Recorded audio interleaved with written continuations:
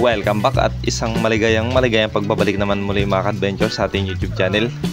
So panibagong araw, panibagong adventure na naman po tayo. At pagpasensya nyo na kung medyo natagalan tayo na hindi nakapag-upload. At ito, sa wakas, nakapag-dive tayo muli mga ka-adventure at naka-extra dahil wala po tayong extra trabaho.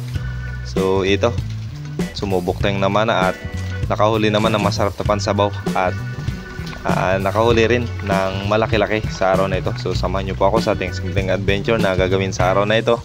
So what are you waiting for mga ka-adventure? Let's G!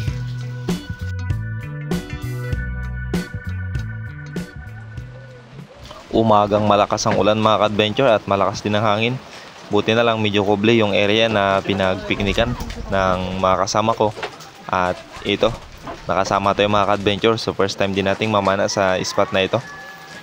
At medyo nangangapa tayo mga ka-adventure dahil almost 1 month tayong hindi nakapagpamana. At sa mga gusto pong magpasyal ay punta lang po kayo dito sa Coron. At ito, merong mga magaganda ring place na pwede nyong picnican or outingan ng pamilya.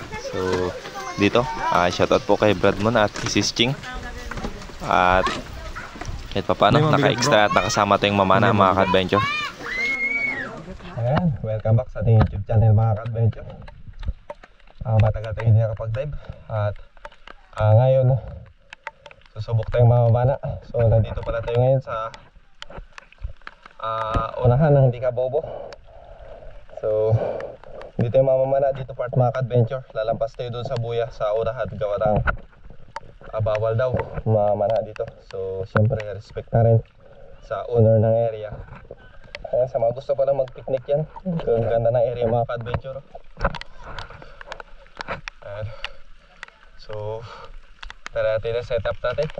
So hindi natin masyado nakapag-intro gawa ng maulan masyado. Let's go. So after nating lumampas sa buya na kung saan yung boundary ng area mga ka-adventure na kung saan pinagpipiknikan nila, ay ito, nag-drop lang tayo around 8 meters or 7 ganun. So warm up lang ito mga ka-adventure dahil sobrang nangangapa talaga ako dito at isang buwan talaga tayong hindi nakapagpamana. Solid talaga yun. So tamang ambush lang tayo dito at pakiramdam sa katawan natin. So kailangan lang talaga natin ng positive mind at syempre relaxation. So dito may nakita tayong snapper mga ka-adventure at nasa 400 grams na ito pero hindi ko siya tinira dahil nag-aabang tayo at ayun nga, may malaking dumaan sa taas mga ka-adventure. Ang ganda ng binamano natin at unexpected na makaka-encounter ako ng malaking isda sa area na ito mga ka-adventure dahil super labo talaga. At medyo wala siyang agos. So naglookan kasi ito, naglooban kaya hindi rin ganun talaga kagandahan yung spot na ito. Pero ganun pa man, nadaanan tayo ng talakitok na ito. So malaki na rin ito mga ka-adventure, nasa 3 kilohin na rin. So thanks be to God. At ganun pa man, kahit medyo malabo at nangangapa tayo ay nakahuli pa rin ng putian at ang ganda ng patama natin mga ka-adventure. Nice fine shot natin siya kaya hindi na masyadong nakapalag at hindi natin pinahirapan. So napakagandang secure ng isda na ito. Crush.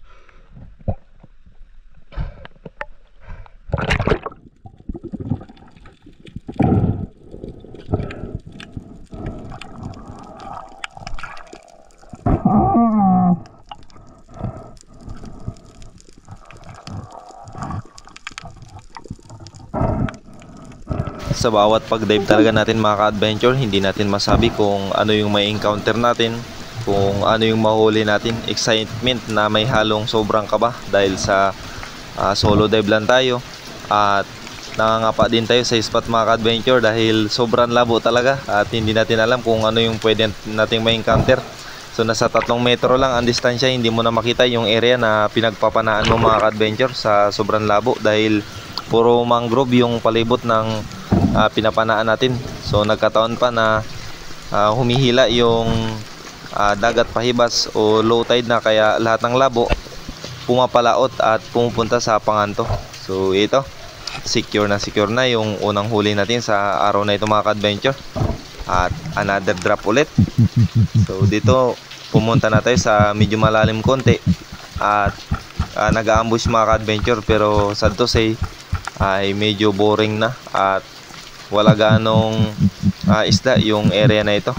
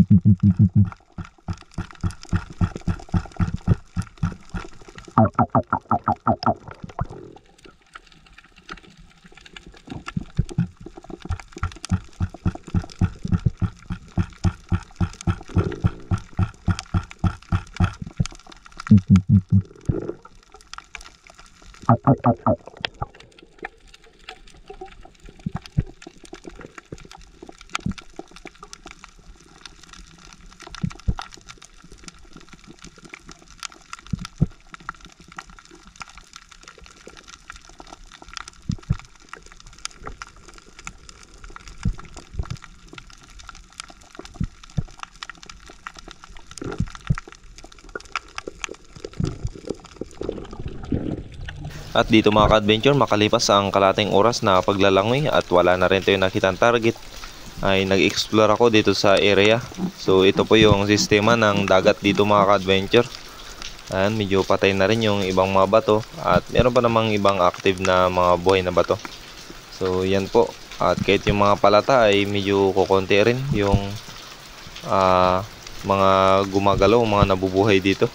So tapos ito mga ka-adventure ay umuwi na rin po ako dahil naghang yung GoPro natin, kaya hindi na po tayo nakapag-video at nakadagdag pa po pala ako ng isang grouper dyan na maliit.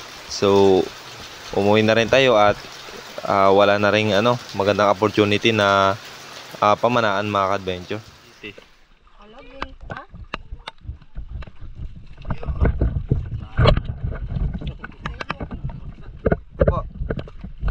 Tcharam! So anong plano mo dyan? Balik na lang sa dagat.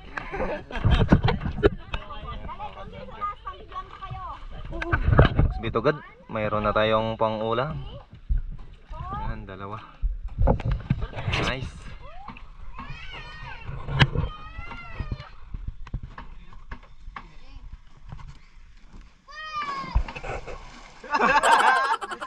Na-video ako.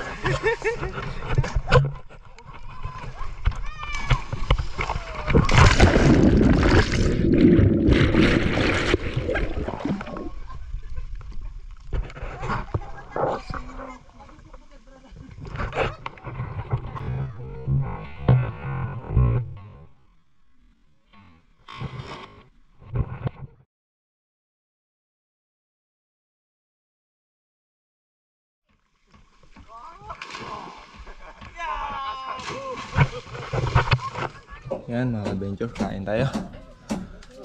Hindi natin alam kung ano ng oras. Dito yung karne, tapos hipon. Yan. Kain tayo.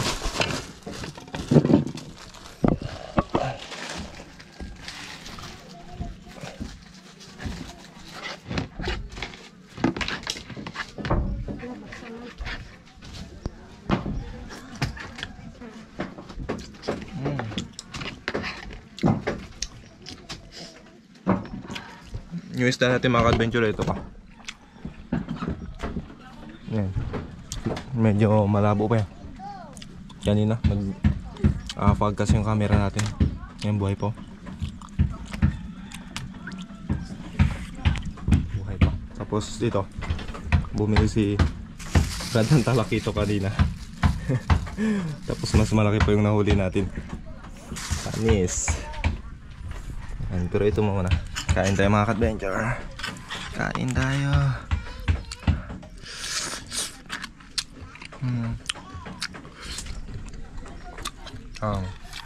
Ang gagawin natin sa isda, mamaya pupustasin natin. i-chop ng maliliit. Tapos paparte-parte natin mga ka-adventure. Kasi medyo marami-rami yung paghati-hatian natin yun. So di baling maliit, mahalaga mahati-hati at makatikim ng lahat. Nice. Kain tayo mga ka-adventure. Let's go.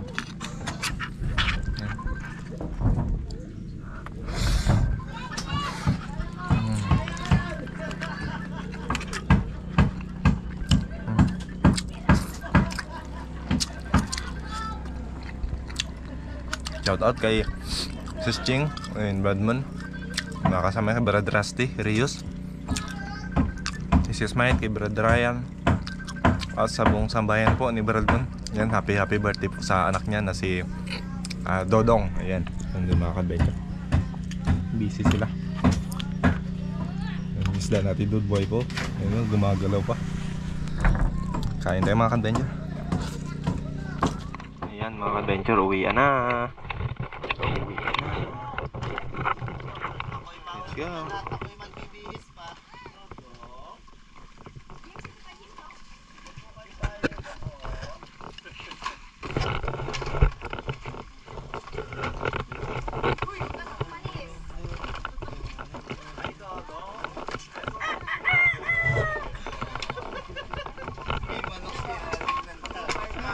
Yan! Tayo ko, silupa ko.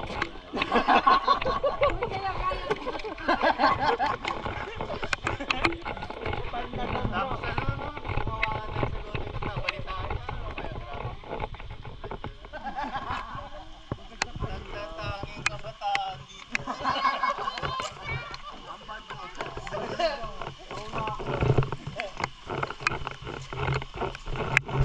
Pero siya tinulungan niya pa siya dalawa yung bahay niya. Wala. Nandito ba sila Brandon? Yan! Benjamin eh. Uwian na mga ka-adventure.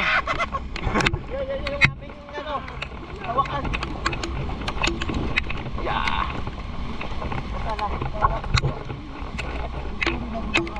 Gusto rin namin balik.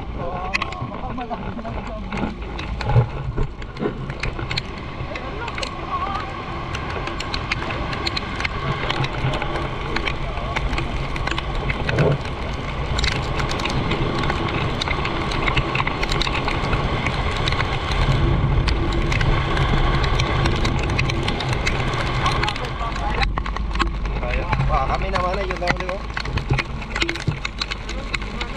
Kaya pa na. Ang kapal ng hamog. Ang lamig pa ga. Karating lang natin. So nandito na tayo sa lokal. Sa church namin. Bali, pagkakawalin natin mga adventure. Yan, hiwa-hiway na. Pupustasin na natin. Bali, magkakaroon ito 3 hati. Tapos distribute na natin mamaya. And then sasabaw tayo mga adventure para sa ating ulam mamaya. Yun na. Sabaw na.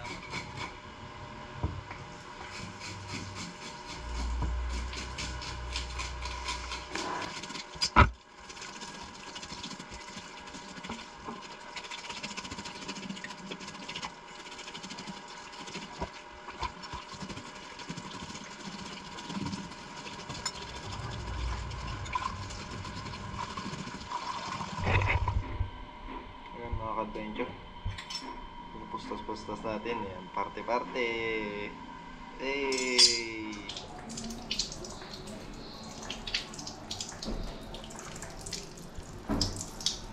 Ayan mga ka-adventure. Kababandaw lang natin.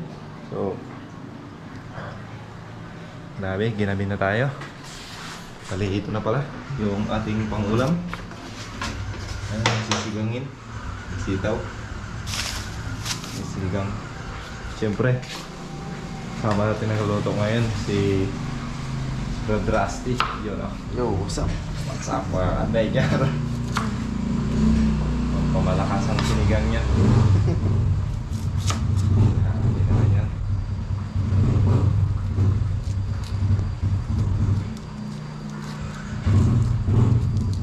Siyempre mga adventure, nagpakulo na. Tayo dito sa...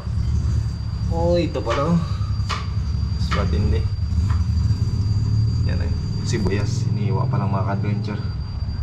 Ayan, matindi talaga si Brad Rusty, kakaiba ka talaga. Ang sigang pa lang, ulam na. Pekado pa lang. So tayo mga ka-adventure, nag-aasikaso pa ng mga ano natin. Ayan, wait. So sampay lang natin.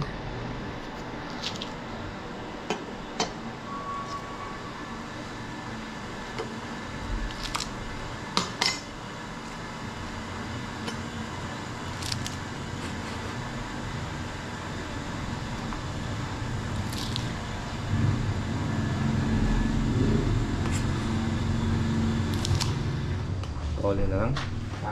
Paulin lang o isabay. Sabay lang ito. Yan o. Grabe.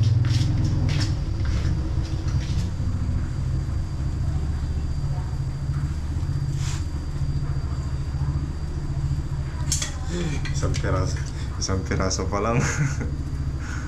Para sanayin nyo na kasi ang kasirola eh.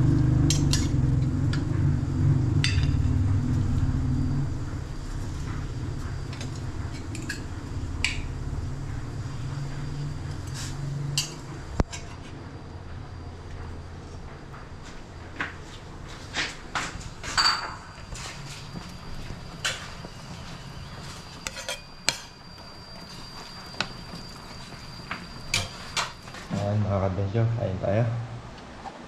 Ito na. Ito na ang aling sinigang. Ano ito? Solid. Solid rin. Solid, solid. Trip lang sana eh. Kahit grabe labo, buti na lang pinagkalooban ng pang sabaw. Kaya kahit paano nahati-hati rin. Saktong-sakto talaga sa tagulan mga ka-adventure. Nakapagsabaw tayo. Yun, no?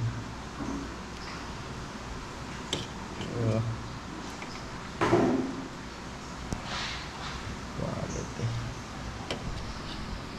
Kain tayo mga ka-adventure. Gabihan na ito. Hapunan.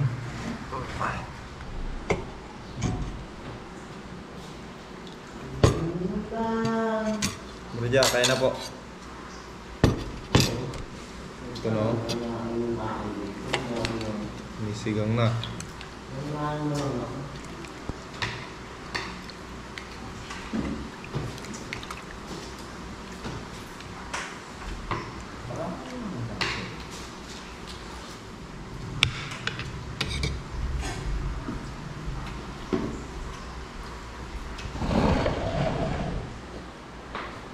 Palaban.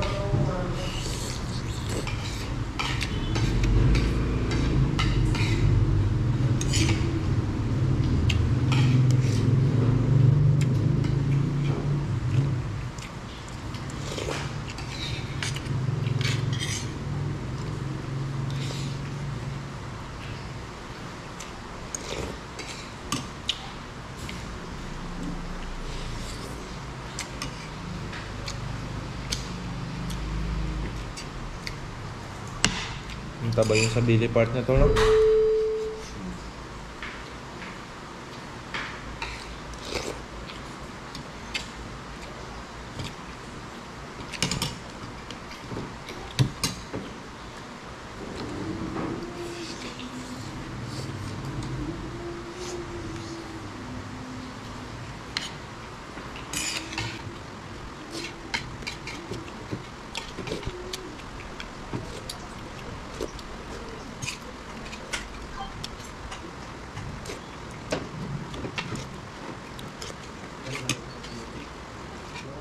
Sabaw kayo dyan mga ka-adventure sa mainit na panahon. Oh, stay sa malamig na panahon. Yan oh.